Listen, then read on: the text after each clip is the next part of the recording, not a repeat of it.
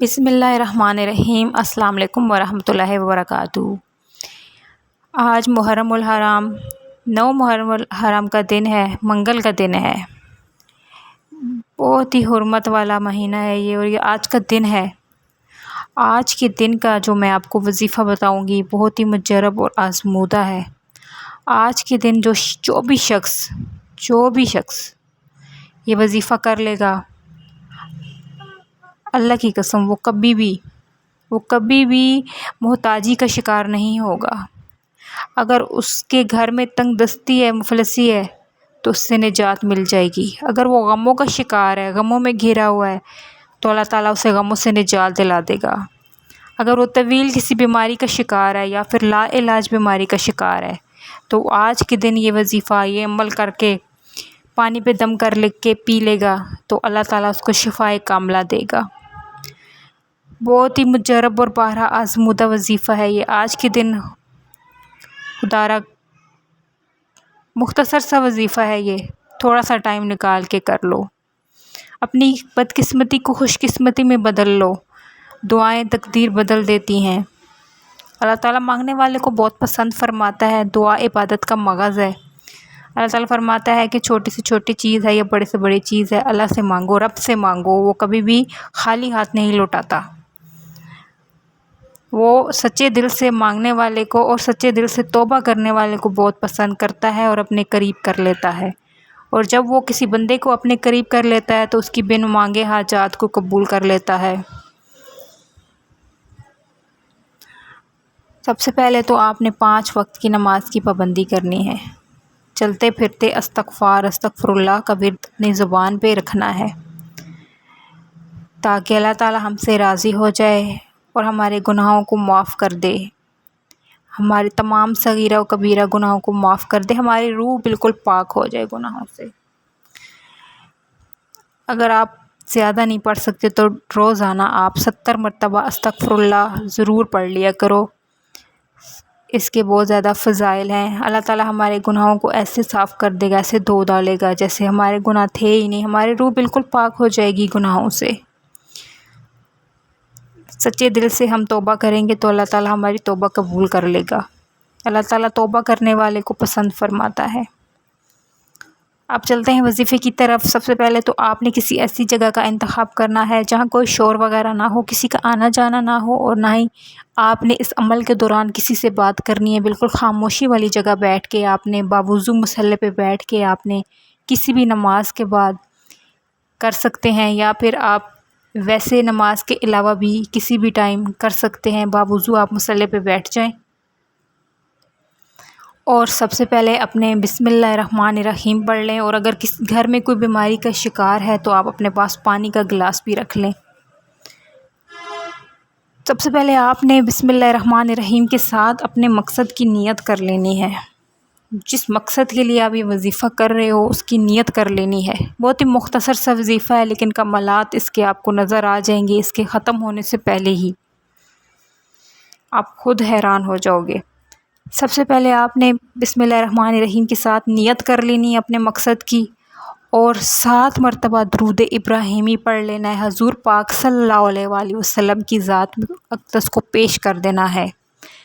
پیش کرنے کے بعد 7 مرتبہ درود ابراہیمی پڑھنے کے بعد آپ نے سب سے پہلے سورہ فاتحہ کو پڑھ لینا ہے۔ سورہ فاتحہ اللہ تعالیٰ کی بہت عزیز سورت ہے، بہت لاڈلی سورت ہے۔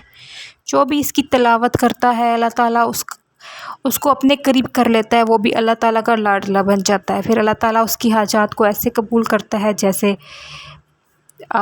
کیا کہتے ہیں، سیکنڈوں میں، جیسے آپ خود حیران ہو جاؤ گے ایسے۔ سب سے پہلے آپ نے سورہ فاتحہ پڑھ لی۔ سورہ فاتحہ کو آپ نے پڑھ لینا ہے 9 بار۔ 9 بار آپ نے سورہ فاتحہ پڑھی۔ 9 ٹائم آپ نے سب سے پہلے سورہ فاتحہ کو پڑھ لیا۔ مختصر سی صورت ہے، بچے کو یاد ہے زبانی۔ سورہ فاتحہ کو 9 بار پڑھنے کے بعد آپ نے اس کے بعد سورہ کوثر کو بھی آپ نے 9 بار پڑھ لینا ہے۔ سورہ کوثر بھی مختصر سی ہے، قرآن کی مختصر صورت ہے سب سے، تو اس کو آپ نے 9 دفعہ پڑھ لینا ہے سورہ فاتحہ کے بعد سورہ کوثر۔ اس کے بعد آپ نے تیسرے نمبر پہ پڑھنی ہے سورہ اخلاص۔ سورہ اخلاص کو آپ نے پڑھنا ہے 3 مرتبہ، مطلب کہ آپ نے 3 مرتبہ پڑھنا ہے سورہ اخلاص کو۔ ایک پورا قرآن پڑھنے کا ثواب ملے گا، آپ کے نصیب میں ایک پورا قرآن پڑھنے کا ثواب لکھ دیا جائے گا، آپ کی نیکیاں ہم سب کی بڑھتی جائیں گی۔ صرف 3 مرتبہ سورہ اخلاص پڑھنے سے پورے قرآن پڑھنے کا ثواب ملتا ہے۔ تو آپ نے 3 مرتبہ سورہ اخلاص پڑھ لینی ہے۔ پھر اس کے بعد آخر میں آپ نے 7 مرتبہ درود ابراہیمی پڑھ لینا ہے۔ 5-10 منٹ کا یہ وظیفہ ہے، مختصر سا ہے۔ خدارا 5-10 منٹ اپنی زندگی میں سے نکال کے یہ وظیفہ کر لو اور اپنی بدقسمتی کو خوش قسمتی میں بدل لو۔ جو لوگ رزق کی وجہ سے پریشان ہیں وہ لوگ کر لیں، جو رشتوں کی وجہ سے پریشان ہیں، شادی کی وجہ سے شادی نہیں ہو رہی، رکاوٹیں ہیں، شادی کے لیے پیسوں کا بندوبست نہیں ہو رہا، یا پھر اچھے رشتے کی تلاش میں ہیں، من پسند نوکری چاہتے ہیں، اپنا ذاتی گھر، آج کے دن یہ وظیفہ کر کے اپنی ساری حاجات مانگ لو۔ جب یہ عمل مکمل ہو جائے 7 مرتبہ درود ابراہیمی کے بعد آپ نے تمام جو پڑھا ہے آپ نے سب کا ثواب حضور پاک صلی اللہ علیہ وسلم اور شہدائے کربلا کی راہ میں پیش کر دینا ہے، اور پھر آپ نے ان کے وسیلے سے اللہ پاک سے تمام حاجات اور جتنی بھی پریشانیاں ہیں اللہ تعالیٰ کے سامنے رکھ دینی ہے اور اپنی حاجات کو منوا لینا ہے، رو کے گڑ گڑا کے اللہ تعالیٰ سے دعا کرنی ہے۔ بے شک وہ کسی کو بھی خالی ہاتھ نہیں لوٹاتا، اگر اس سے مانگ رہے ہو تو وہ خالی ہاتھ کبھی بھی نہیں لوٹائے گا۔